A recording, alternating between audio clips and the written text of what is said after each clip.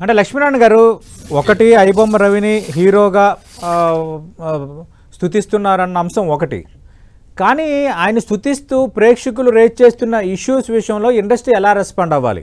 ఎందుకంటే ఐబొమ్మ రవి అరెస్ట్ అనేది ఒక రకంగా మేలు ఇండస్ట్రీకి, మరో రకంగా మేలుకొలుపుగా చూడాలా? అధిక ధరలు వాస్తవం, రెమ్యునరేషన్లు హీరోలు తగ్గించుకోవట్లేదు, వ్యయాలు పెరుగుతున్నాయి, ఆ భారం ప్రేక్షకులు భరించాలంటున్నారు, పాప్కార్న్ నుంచి అన్ని రేట్లు ఇందాక మీరు ప్రస్తావించారు. ఇప్పుడు ఇండస్ట్రీ చేయాల్సిందేంటి? ఇండస్ట్రీ చేయాల్సింది ముఖ్యంగా ఏంటంటే వినోదం అన్నది మన జీవితంలో ఒక భాగమే. ఈ వినోదాన్ని మనం ఆస్వాదిస్తున్నాం కాబట్టి ఇంతమంది సినిమా వాళ్ళు జీవించగలుగుతున్నారు. సో ఈ వినోదం అన్నది ఆస్వాదించే ప్రేక్షకులు ఉండడం పరిశ్రమకు చాలా అవసరం. అంటే ఈ వినోదాన్ని ఆస్వాదించే వాళ్ళు ఉన్నారు కదా అని మనం ఎంత టికెట్ రేటు పెట్టినా కూడా చూస్తారు అన్న ఒక భావం ఏదైతే ఉందో దాని నుంచి కొంచెం దూరంగా తొలగాలి. అంటే ప్రజలకు వాళ్ళు అఫోర్డబుల్ రేట్స్ తో చూసే విధంగా వాళ్లకు అవకాశాన్ని కల్పించాలి అన్నది సినిమాలు కూడా నిర్ణయించుకోవాలి.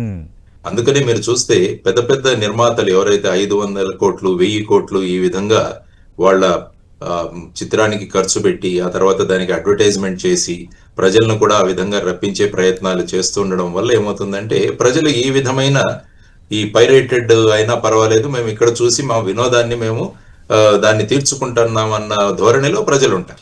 అందువల్ల ఇప్పుడు ముఖ్యంగా నిర్మాతలు వీరంతా కలిసి దీన్ని ఎలా మనం ట్యాకిల్ చేయాలి అన్నది చూసుకో. అంటే సినిమాల యొక్క బడ్జెట్లు ఏవైతే ఉన్నాయో వాటిని కంట్రోల్డ్ గా, ఆ తర్వాత టికెట్ రేట్లు ఏవైతే ఉన్నాయో వాటిని నియంత్రణలో ఉంచుతూ, ఆ తర్వాత ఇటువంటి పైరసీ జరగకుండా, అంటే ఇప్పుడు ఏంటంటే పైరసీలో ఇటువంటివి అవైలబుల్ ఉన్నాయి కాబట్టి ప్రజలు ఇక్కడికి రావట్లేదు. అదొకటి. సపోజ్ ఈ పైరసీని పూర్తిగా క్లోజ్ చేసేసాం అనుకోండి, ఏమవుతుంది, అందరూ థియేటర్లలో కానీ ఆ తర్వాత ఓటీటీల్లో కానీ చూడాల్సిన అవకాశం ఉంటుంది. సో పైరసీ అన్నది మన చట్ట విరుద్ధం కాబట్టి దాన్ని ఒకవైపున కంట్రోల్ చేస్తూ ఈ చలనచిత్ర నిర్మాణంలో అయ్యే ఖర్చు, ఆ తర్వాత ప్రేక్షకుల మీద పడే భారం, ఈ రెండింటినీ కూడా మనం బ్యాలెన్సింగ్ చేసుకుంటూ వెళ్ళగలగాలి. లేకుంటే ఏమవుతుందంటే ఒకరు ఐబొమ్మ లాంటి వాళ్ళు క్లోజ్ చేసినా ఇంకో ఎవరో తయారవుతారు. అంటే ఇది ఒక దీనిలాగా వెళ్లే అవకాశం కూడా ఉంటుంది. సో దానివల్ల ఏంటంటే ప్రజల్లో అవగాహన కల్పించడం, అంటే యాక్చువల్ గా ఏంటంటే పైరసీ అంటే అది ఉద్యోగ హతం అని వాళ్ళకి తెలియజేయగలగాలి. అంటే పైరసీ వల్ల ఫైనల్ గా సినిమా ఇండస్ట్రీ మీద డిపెండ్ అవుతున్న అనేక మంది ఉద్యోగుల యొక్క భవిష్యత్తు అంధకారంలో పడుతుందన్నది కూడా వారికి మనం తెలియజేయాలి. ఆ తర్వాత అనేక సిస్టమ్స్ ను తీసుకురావాలి. పైరసీ నిరోధక టాస్క్ ఫోర్స్, ఆ తర్వాత కఠినమైన చట్టము, తర్వాత స్పష్టమైన అమలు, తర్వాత అంతర్జాతీయ సహకారము, ఇదంతా కూడా చేస్తూ వెళ్ళాలి. అంటే లీగల్ గా ఇది, తర్వాత ప్రజా అవగాహన కల్పిస్తూ ప్రజలకు ఉండే ఈ భారాన్ని కూడా తగ్గిస్తూ వెళ్ళగలిగితే ఏమవుతుందంటే అటు పరిశ్రమ నిలబడుతుంది, ఇటు ప్రేక్షకులు కూడా తక్కువ ఖర్చుతో వాళ్ళు వినోదాన్ని ఆస్వాదించే అవకాశం కూడా వాళ్ళకు ఉంటుంది. సో ఇప్పుడు రెండు పక్కల ఆలోచించాల్సిన అవసరం. అందుకనే ప్రజల్లో చట్టం పట్ల కూడా అవగాహన కల్పించడం అన్నది చాలా అవసరం. అందుకనే నేను చాలా చోట్ల చెప్పాను, 6వ తరగతి నుంచి PhD వరకు కూడా ప్రతి సంవత్సరం పాఠ్యాంశంలో చట్టాలు, రాజ్యాంగం ఈ రెండింటిని పొందుపరచాలి. అంటే చట్టం ప్రకారం తప్పు అయితే ఆ వ్యక్తిని సమర్థించడం తప్పు అన్నది కూడా ప్రజలకు మనం అవగాహన కల్పించాలి. చట్ట అవగాహన లేకపోవడం వల్ల ఏమవుతుందంటే ప్రజలు ఆ విధంగా, ఫర్ ఎగ్జాంపుల్ వరకట్న నిషేధ చట్టం ఉంది మనకి, కానీ ఆ చట్టం ఉన్నా కూడా ఈ వరకట్నాలు అన్నవి నడుస్తూనే ఉన్నాయి. తర్వాత కార్డ్స్, ప్యాకాట, ఈ గ్యాంబ్లింగ్ ఇదంతా కూడా మనకు తప్పు, అయినా కూడా అవి నడుస్తూనే ఉన్నాయి. అంటే ప్రజలు ఎక్కడైతే యాక్టివ్ గా సహభాగం అవుతారో చట్టాన్ని ఉల్లంఘించడంలో, అక్కడ ఆ చట్టాల ప్రభావం ఏమీ పడట్లేదు.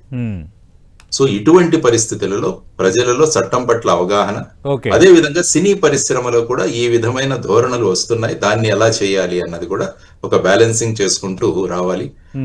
పైరసీ అన్నది డెఫినెట్ గా ఇట్ ఈస్ అన్ అఫెన్స్, అది ఖచ్చితంగా చట్టానికి వ్యతిరేకం అన్నది కూడా మనం గమనించాలి. సో ప్రజల యొక్క ఈ అభిప్రాయం రావడానికి కూడా కారణాలు ఏంటన్నది మనం కూడా మాట్లాడుకున్నాం. అంటే ఒక సినిమాను ఎంజాయ్ చేసుకోవడానికి, ఎందుకంటే ముఖ్యంగా దక్షిణ భారతదేశంలో మీరు చూసుకుంటే సినిమాల ప్రభావం చాలా ఉంది. ఉత్తర భారతదేశంలో అంత లేదు, కానీ దక్షిణ భారతదేశంలో సినిమా మన జీవితంలో ఒక భాగం.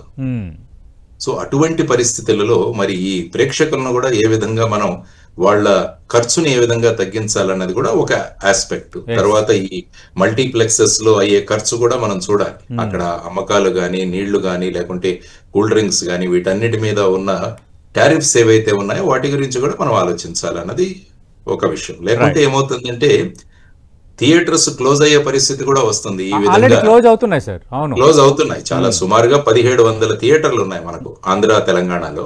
దానిలో ఆల్మోస్ట్ 30 నుంచి 40% థియేటర్లు క్లోజ్ అయ్యే స్థితిలో ఉన్నాయి.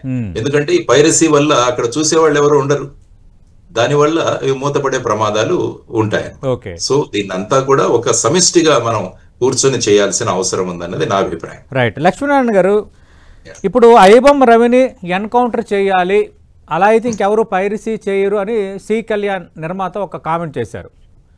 ఈరోజు ఐబొమ్మ రవి తండ్రి రెస్పాండ్ అయ్యారు. ఎన్కౌంటర్ చేస్తే సి కళ్యాణ్ ఎన్కౌంటర్ చేస్తే ఆ బాధ ఏంటో తెలుస్తుందని. ఈ వ్యాఖ్యలపై మీ కామెంట్ ఏంటి సార్? అంటే ఏమవుతుందంటే సోషల్ మీడియా వచ్చిన తర్వాత భావ ప్రకటన స్వేచ్ఛ పెరిగిందని చెప్పి ప్రజలు ఏ విధంగా కావాలంటే ఆ విధంగా మాట్లాడతారు. మనం మాట్లాడే ప్రతి విషయం కూడా అన్వయించుకొని మనం మాట్లాడాలి ఎవరైనా కూడా.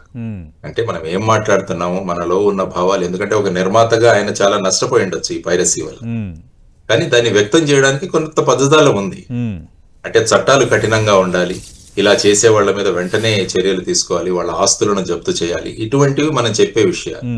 కానీ ఆ విధమైన పదజాలం వాడడం అన్నది కూడా ఆయన తరపున కాదు. తర్వాత ప్రతి స్పందించిన వాళ్ళు కూడా ఈ విధంగా మాట్లాడడం అన్నది సబబు కాదు. ఎందుకంటే మన అభిప్రాయాలు వ్యక్తం చేయొచ్చు, దెర్ ఇస్ నో డౌట్.